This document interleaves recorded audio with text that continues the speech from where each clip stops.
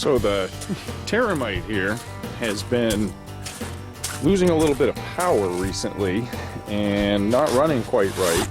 And a while ago it started making a kind of a chuffing sound that sounded like it might have a head gasket starting to go. So I did the right thing and completely ignored it and just kept feeding it gas and oil and hauling around and destroying things. And so yesterday I was moving some snow around, pushing a couple of snowbanks back, and the chuffing noise got really loud, and then it immediately lost power and died. And now it turns over. Whoops. Not in gear, it's hydraulic. Turns over like it's got no compression. So I think it has blown its head gasket. Something's gone wrong. So I got to pull the hood / gas tank and get a look at the top of the engine and see what's going on. Thankfully, it's these are flathead engines. It's pretty simple to pull the head off and see what's going on. Hopefully, it just needs a head gasket and I can put it back to work. So I'll get you guys set up. Run down to the shop and get a few tools. It's pretty simple to get this thing apart. It takes a 7/16 wrench to get the gas tank off. So, back in a minute.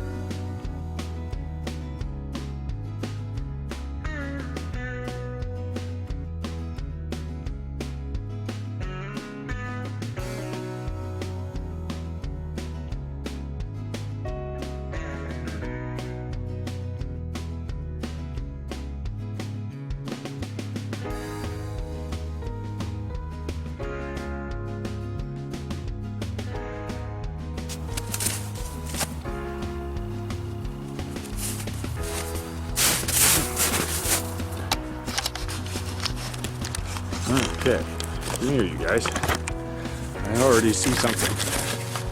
Well, I don't know how well the camera's going to pick this up. Looks like pretty good.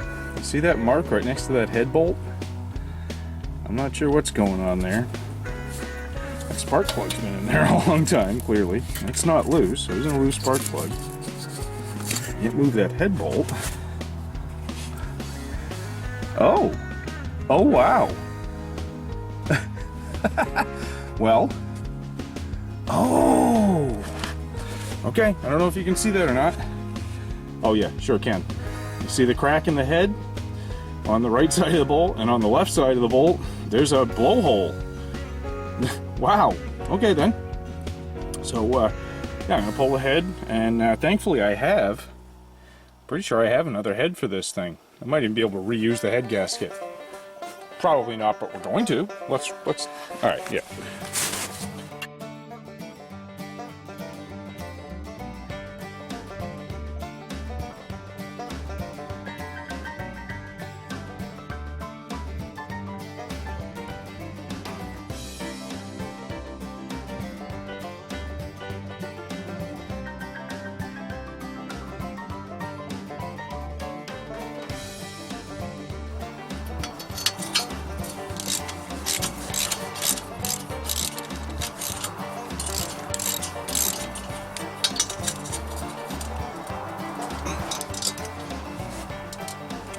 Interesting. Ooh.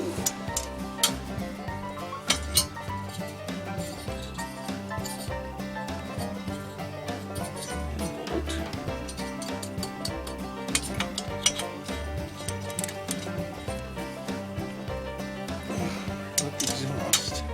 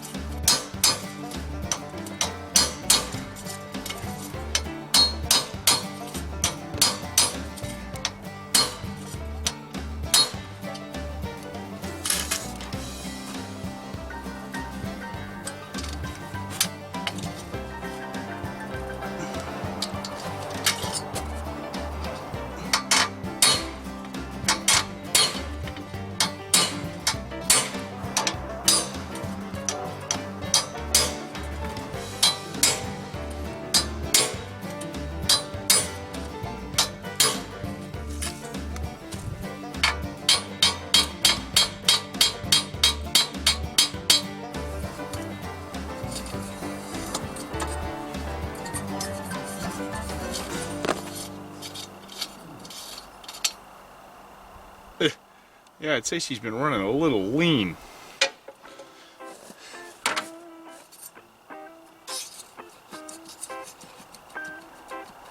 It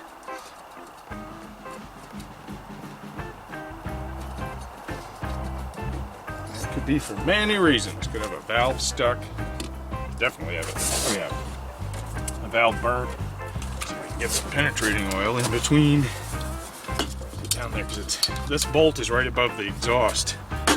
That's why it heated up this one and it stuck. The rest of them broke loose. Thankfully, since the head is broken loose now, that bolt's not, I don't know if you can see this, but that bolt's not holding the head in place anymore. So.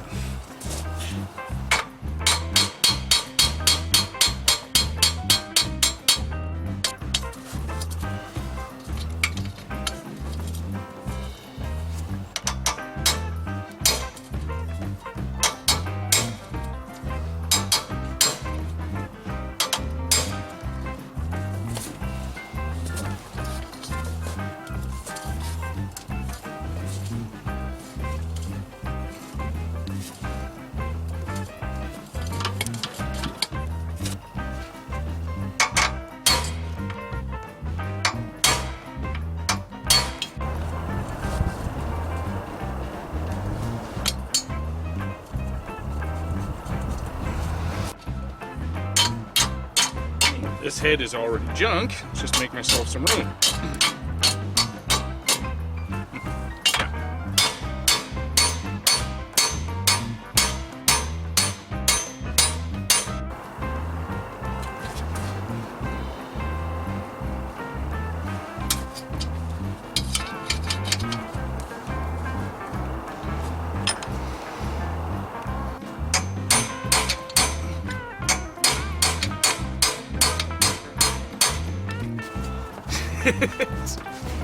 Oh, I know this bolt is going to break off. Unfortunately, I'm 200 so odd feet from the shop. So if this bolt breaks off, I'm going to have to fire up the big tractor, I guess, and drag this thing down back so that I can reach it with a welder. That's probably the only way that bolt is coming out. But I'm going to keep working at it. And I'll try some heat.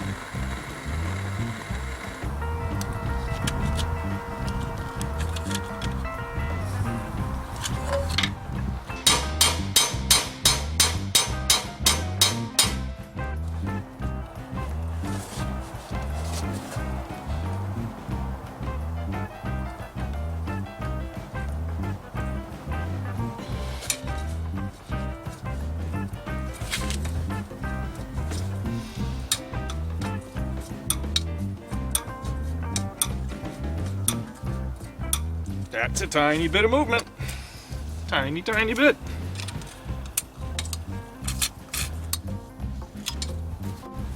Really don't want to break it off because I'm so far from the shop and I'll have to drag this thing down there to fix it. one of the quirks about the Terramite is it doesn't have reverse. I mean, not reverse. It doesn't have neutral.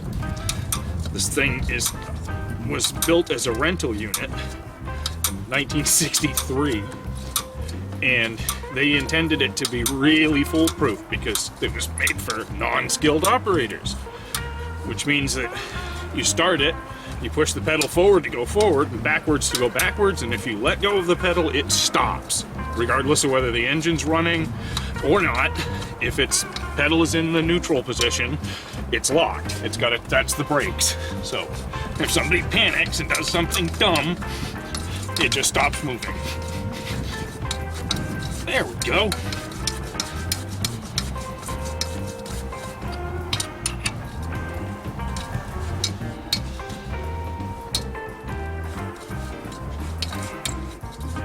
Spray some more.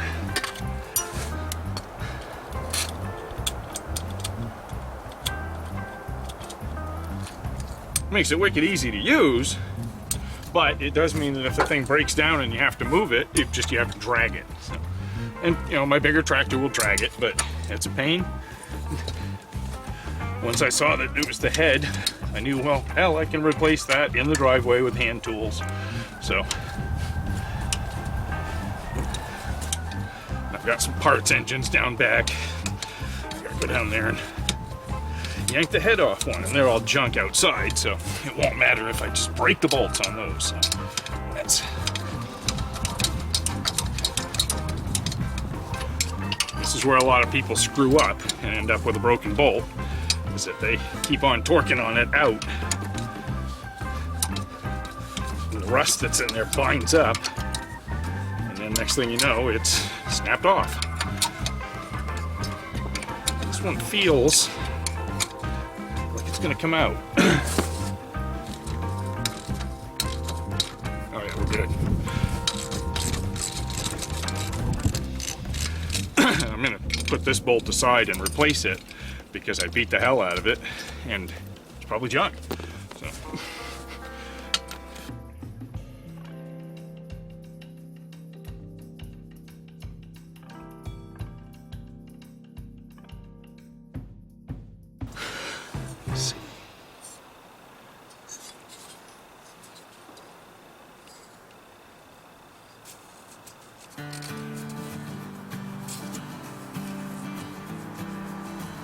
That's carbon that's getting eaten away by the PB blaster, but I do believe, oh yeah, well, you can see where it blew through, I hope.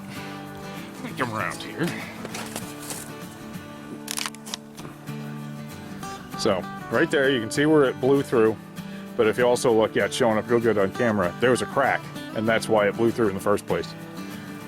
Now on the other hand, it actually doesn't look like, I don't see any combustion blow by. I don't think the head gasket was actually leaking.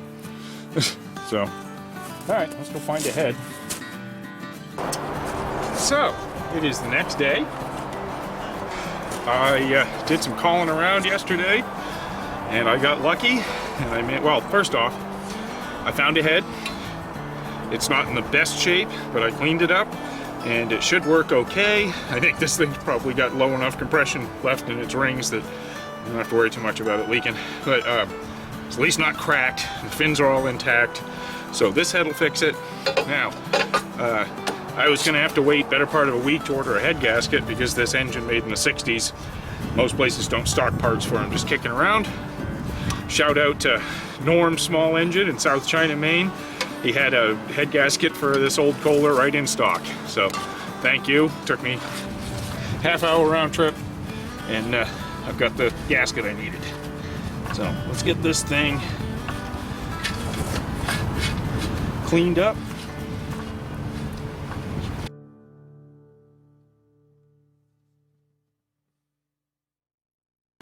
Last time I had this engine apart was when I got this tractor. It had a bad knock. I bought this thing and I took it apart, and the rod bearing was very worn at the bottom.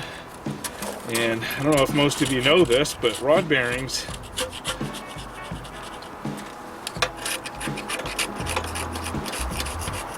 rod bearings wear at the top and the bottom more than they do at the sides, because if they get their, it's where the pushing and the pulling happens. They don't wear as much on the side. So what happens is rod bearings wear an oval. So I mic'd the crankshaft, measured it, and I mic'd the rod bearings and discovered that it was almost in spec across it. It was only worn out, of course, up and down. So I did what any hack job mechanic would do, and I resized the rod myself by just taking the cap off of it, and I put it on a belt sander, and I took a couple of thousandths off of it so that when you bolted the rod back together, it was tighter. And what I did is I did that till it was just a touch too tight, put it together, checked it with plastic gauge, and it was just a little too tight. I wanted a couple of thousandths for oil clearance, I think, and so I opened it back up and I put some valve grinding compound on the bearing, just a little dab, and then I spun it over with a drill about 30 or 40 turns and remiked it, and it was perfect. And I put it together, and this engine has run ever since. And I mean, I use this thing, I'm not gonna say every day, but multiple times every week. I mean, this thing is my right hand. If something weighs more than about 50 pounds, I pick it up with this thing. That's just, it gets used constantly. So it's kind of freaking amazing. And these old engines are tough. This is an old Kohler 321, 14 horsepower, made in the 60s. And it's, 40s or 50s technology, but it just works.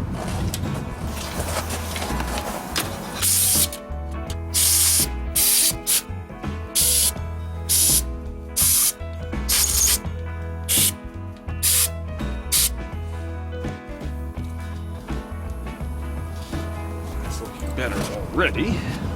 Brush it some.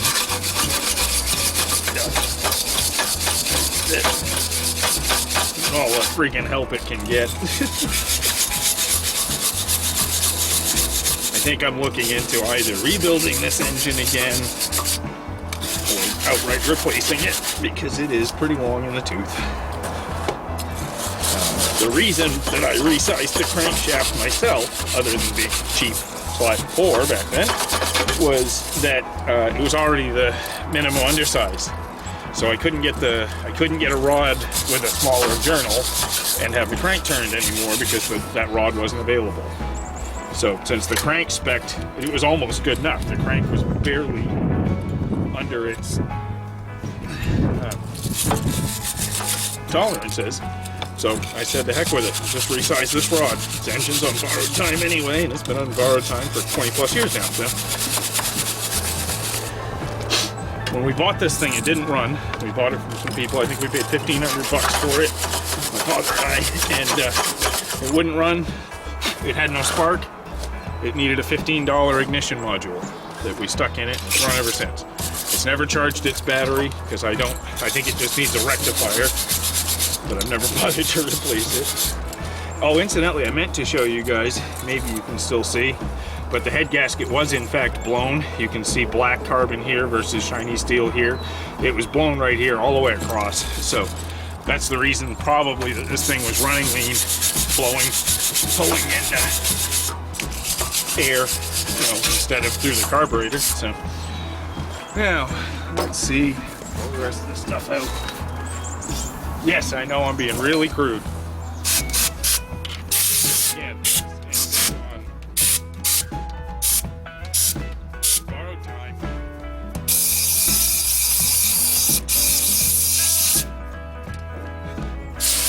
Spikes out of my blow nozzle.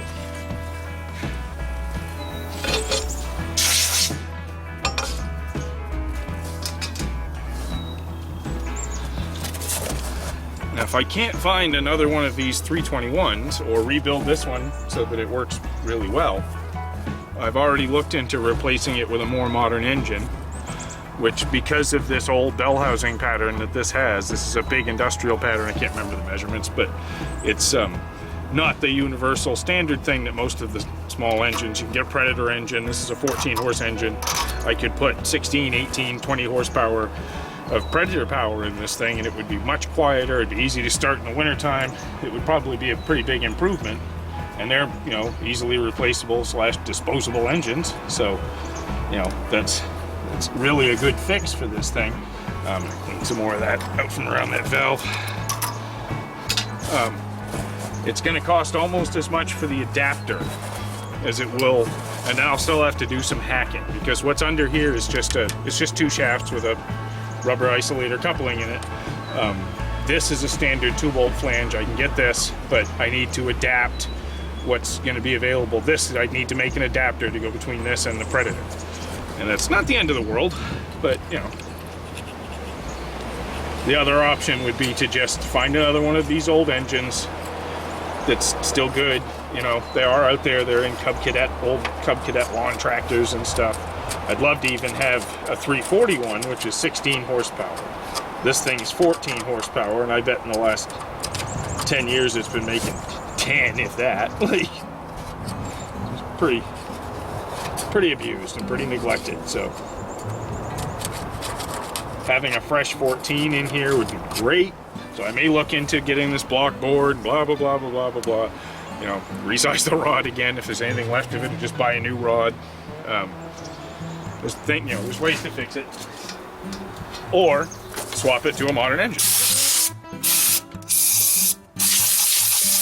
Which thankfully doesn't mean I don't have to modify the tractor much. This engine just bolts down on a flat plate, and so I wouldn't have to do any kind of irreversible mods to this antique.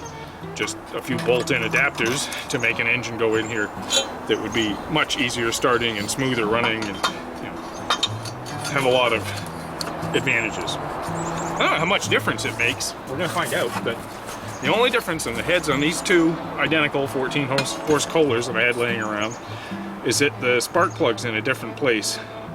This one has the spark plug, my old head, directly above the exhaust valve. Not sure why. This one puts it over between the 2 valves.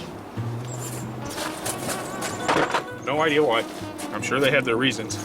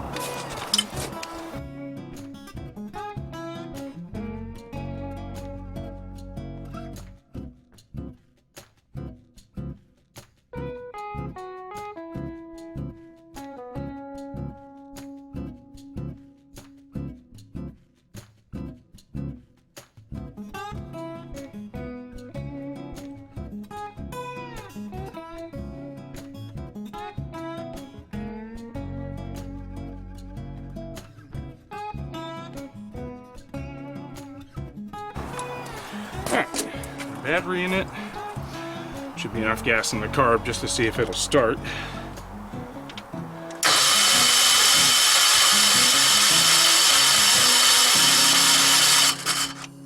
Sounds like it's got compression. I don't think there's any gas left in the carb. So, put the tank on it, then see if it'll start.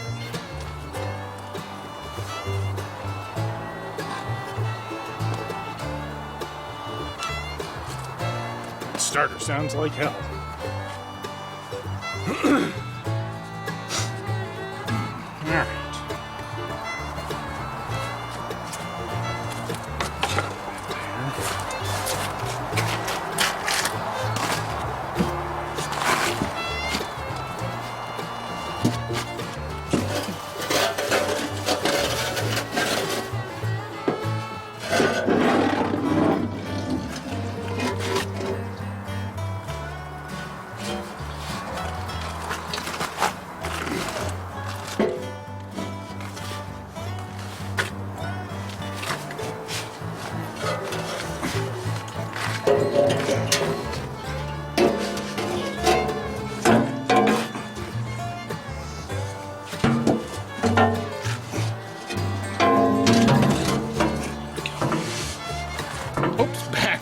That's why it's not fitting.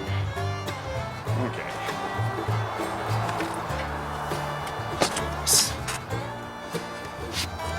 Closer. Sit out here. Looks like it didn't seem right. It wasn't. Not easy to put in place anyway, especially not when it's full of gas. But it's really hard if you try and put it backwards. Okay.